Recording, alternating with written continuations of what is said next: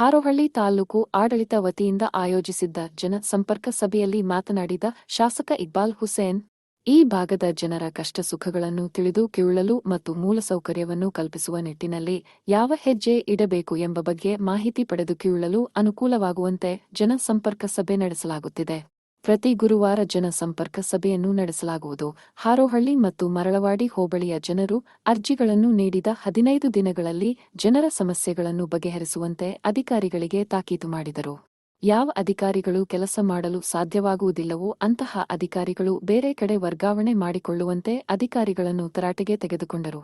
ಕ್ಷೇತ್ರದಲ್ಲಿ ರೈತರು ಸಾಗುವಳಿಗಾಗಿ form number 53 ಅರ್ಜಿ ಸಲ್ಲಿಸಿದ್ದು, ಕೂಡಲೇ ಅರ್ಜಿಗಳನ್ನು ಪರಿಶೀಲಿಸಿ 15 ದಿನಗಳಲ್ಲಿ ರೈತರಿಗೆ ಸಾಗುವಳಿ ಮಂಜೂರು ಮಾಡುವಂತೆ ತಹಸೀಲ್ದಾರ್ ಶಿವಕುಮಾರ್ಗೆ ತಿಳಿಸಿದರು. ಜನಸಂಪರ್ಕ ಸಭೆಗೆ ಗೈರು ಹಾಜರಾಗಿದ್ದ ತಾಲೂಕು ಪಂಚಾಯ್ತಿ ಇಒ ಭೈರಪ್ಪ ಮೇಲೆ ಯಾಕೆ ಬಂದಿಲ್ಲ, ಜನರ ಸಮಸ್ಯೆಗಳನ್ನು ಬಗೆಹರಿಸುವವರು ಯಾರು ಎಂದು ವ್ಯವಸ್ಥಾಪಕರ ಮೇಲೆ ಹರಿಹಾಯ್ದರು. ಆಶ್ರಯ ಯೋಜನೆ, ರಸ್ತೆ, ಚರಂಡಿ, ಬೀದಿ ದೀಪ, ಟ್ರಾನ್ಸ್ಫಾರ್ಮರ್ ಅಳವಡಿಕೆಗಳಿಗೆ ಅರ್ಜಿಗಳು ಬಂದಿದ್ದು, ಇನ್ನು 15 ದಿನಗಳಲ್ಲಿ ಈಗ ಬಂದಿರುವ ಅರ್ಜಿಗಳ ಸಮಸ್ಯೆಗಳನ್ನು ಬಗೆಹರಿಸಬೇಕು ಎಂದು ಹೇಳಿದರು. ನೀರು, ರಸ್ತೆ ಸೌಕರ್ಯ ಸೇರಿದಂತೆ 10 ಹಲವು ಉದ್ದೇಶಗಳನ್ನು ಒಳಗೊಂಡ ಯೋಜನೆಗಳನ್ನು ತಯಾರಿಸಿದ್ದು, ಹಂತ ಹಂತವಾಗಿ ಅನುಷ್ಠಾನಕ್ಕೆ ತರಲಾಗುವುದು. ಇಲ್ಲಿನ ಸಮಸ್ಯೆಗಳನ್ನು ಬಗೆಹರಿಸಲು ಶ್ರಮಿಸಲಾಗುವುದು ಎಂದರು.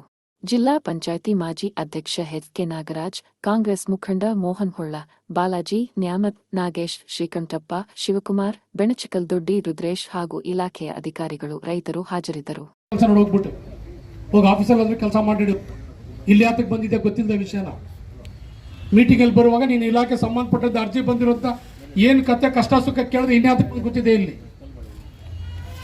ಅಟೆಂಡೆನ್ಸ್ ಗೊತ್ತಿರ, ಇಲ್ಲಿ ಬಂದ್ಬಿಟ್ಟು ಎಲ್ಲಾರು ನಿಮ್ಗೆ ಏನು ಕತ್ತಾಕಾಯ್ತಾರ ಕುತ್ಕೊಂಡಲ್ಲಿ ವಿಷಯ ಬೇಕಲ್ಲ, ಇಲ್ಲಿ ವಿಷಯದ ಕುತ್ಕೋತೀರ ಇಲ್ಲಿ.